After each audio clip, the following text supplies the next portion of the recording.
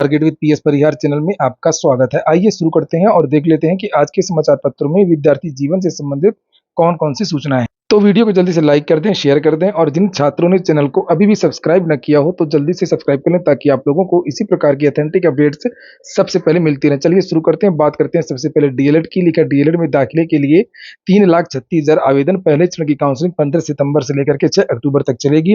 नियामक की वेबसाइट पर कुल 5 लाख से अधिक अभ्यर्थियों ने रजिस्ट्रेशन करवाया था और इसके बाद अभ्यर्थियों के वर्गवार और श्रेणीवार मेरिट के आधार पर राजकीय और निजी संस्थानों में आवंटित सीटों के सापेक्ष चयन के लिए अभ्यर्थियों से संस्थान का विकल्प लेने और संस्थान आवंटन के लिए पहले चरण की काउंसलिंग 15 सितंबर से 6 अक्टूबर तक चलेगी। स्कूल आवंटन की प्रक्रिया 26 अक्टूबर से शुरू होगी। काफी दिनों बाद उम्मीद है कि डीएलएड की सारी सीटें फुल हो जाएंगी। लगभग 2,22,750 सीटों पर प्रवेश होना है। अगली सूचना टीजीटी और पीजीटी की है।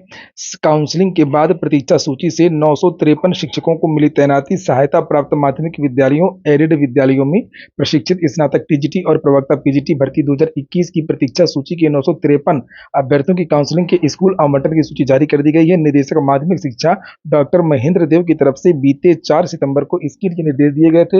आवंटन सूची की विभाग की वेबसाइट www.madhyamikshikcha.upsdc.gov.in पर उपलब्ध है। टीजीटी पीजीटी 2021 भर्ती के बाद चयनितों के कार्यभार ग्रहण नहीं करने से रिक्त पदों पर प्रतीक्षा सूची के भर्ती के लिए 17 से 26 जुलाई तक काउंसलिंग कराई गई थी।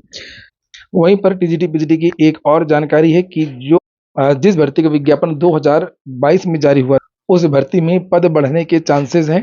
इसके लिए विद्यार्थियों ने एक बहुत बड़ी लड़ाई लड़ी। खासतौर से युवा मंच ने, आपने देखा होगा कि चयन बोर्ड पर कई बार प्रदर्शन किया है। अशासकीय इंटर कॉलेज में तदर्थ शिक्षकों की नियुक्ति पर उठे सवाल। सुप्रीम कोर्ट ने तदर्थ शिक्षकों को बाहर करने का आदेश दिया था और उसके बाद छात्रों ने आंदोलन किया।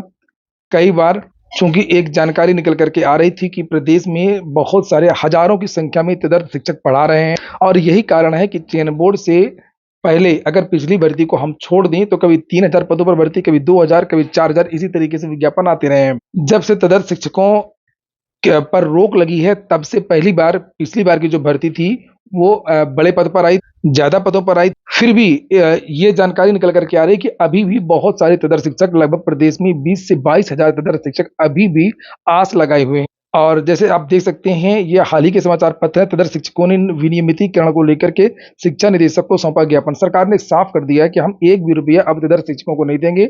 सुप्रीम कोर्ट ने इन पर रोक लगा दी है और अब आलम यह है कि सभी जो विद्यालय हैं, इन तदर्थ शिक्षकों के रिक्त पदों का अधियाचन चयन बोर्ड को, शासन को भेजने लगे हैं, जिससे जो कि ये दबा करके रखते थे।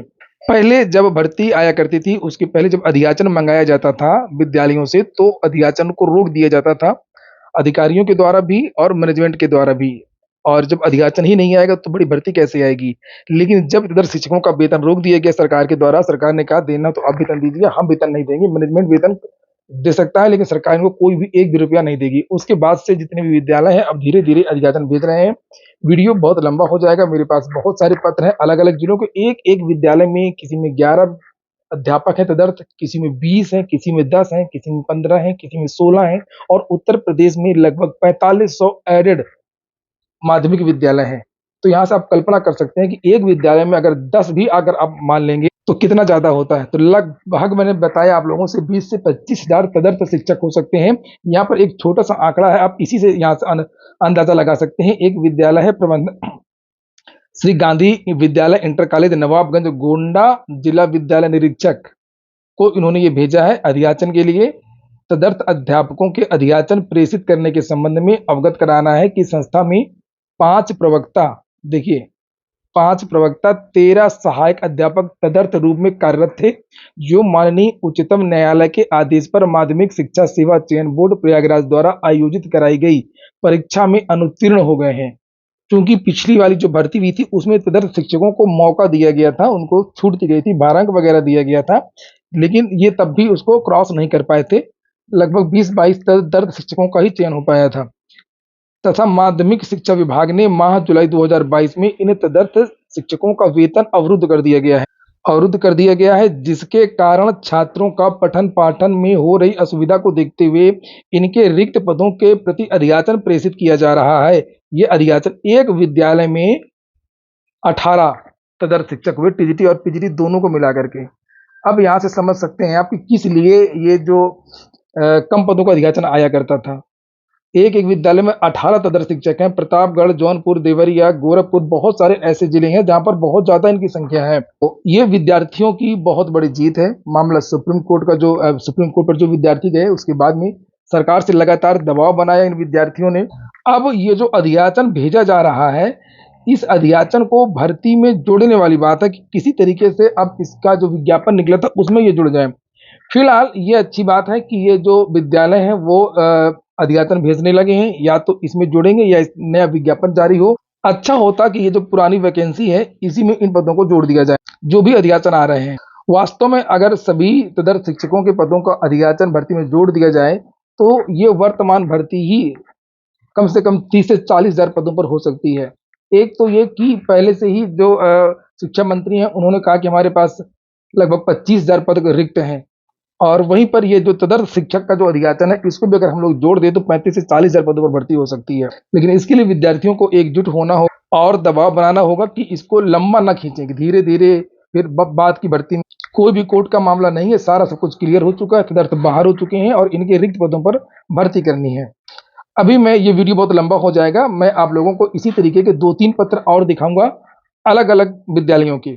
शिक्षकों को राहत, 19 सितंबर तक पूरी होगी तबादला प्रक्रिया। बेसिक शिक्षा विभाग के विद्यालयों में एक से दूसरे जिले में तबादला पाए शिक्षकों का इंतजार खत्म हुआ। विभाग 13 सितंबर से उनके स्कूल आवंटन की प्रक्रिया शुरू करेगा और 19 सितंबर तक इसे पूरा करेगा। स्कूल आवंटन होने के साथ ही 2 माह से बाधित वेतन भी जारी करने का रास्ता साफ हो जाएगा। पॉलिटेक्निक के छात्र को परीक्षा केंद्र मूल्यांकन केंद्र से कॉल किया गया और ये कहा गया कि आप रिश्वत देंगे तो आपको पास किया जाएगा। वीडियो कॉल में रिकॉर्ड भी किया विद्यार्थी ने, यहाँ पर ये देख सकते हैं।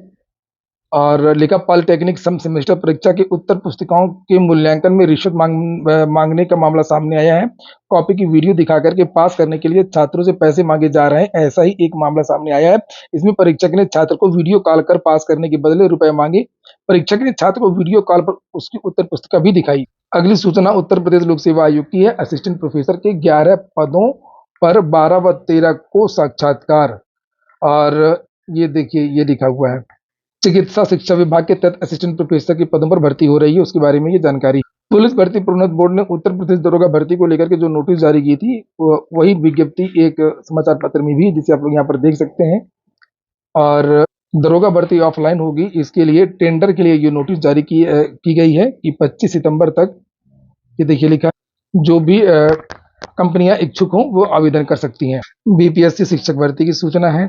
अभ्यर्थी के कागजात की जांच और ओएमआर शीट स्कैनिंग शिक्षा विभाग के कर्मी व शिक्षक नहीं करेंगे। शिक्षक भर्ती मामले पर अभ्यर्थियों के प्रमाण पत्रों की जांच और ओएमआर शीट स्कैनिंग में शिक्षा विभाग के अधिकारियों, कर्मचारियों और शिक्षकों को नहीं लगाया जाएगा। सर्टिफिकेट जांच कार्य में दूसरे विभाग के कर्मचारी कार्य करेंगे। लखनऊ विश्वविद्यालय में होगी 145 शिक्षकों की भर्ती। असिस्टेंट प्रोफेसर के 64, एसोसिएट प्रोफेसर के 51 और प्रोफेसर के 30 पदों पर भर्ती का विज्ञापन जारी कर दिया गया है। नए संसद का भवन 19 से होगा श्री गणेश। नए संसद भवन में आधिकारिक तौर पर 19 सितंबर यानी गणेश चतुर्थी से सत्र शुरू हो जाएगा।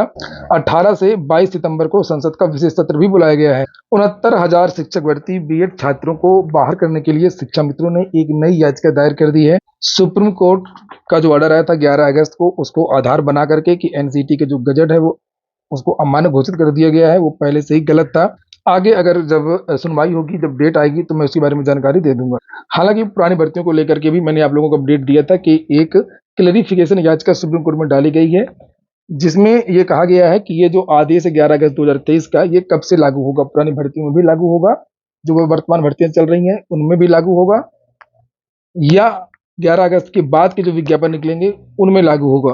अंत में एक जानकारी कि अगर आप लोगों ने targetwithpsbihat.com वेबसाइट को विजिट न किया हो तो targetwithpsbihat.com वेबसाइट को जरूर विजिट कर लें। इसमें डेली करंट अफेयर दिया जाता है, डेली न्यूज दी जाती है और भारत की लगभग सभी प्रतियोगी परीक्षाओं के ऑनलाइन मॉक टेस्ट भी उपलब्ध है, जिनकी संख्या 1 लाख से ज्यादा है। ये देख सकते हैं यहाँ पर 1 लाख से ज्यादा आपको मॉक टेस्ट मिलेंगे, यानी कि आप किसी भी भर्ती की अगर तैयारी कर रहे हैं तो ये वेबसाइट आपके लिए उपयोगी है। पूरा वीडियो सुनने के लिए बहुत बहुत धन्यवाद।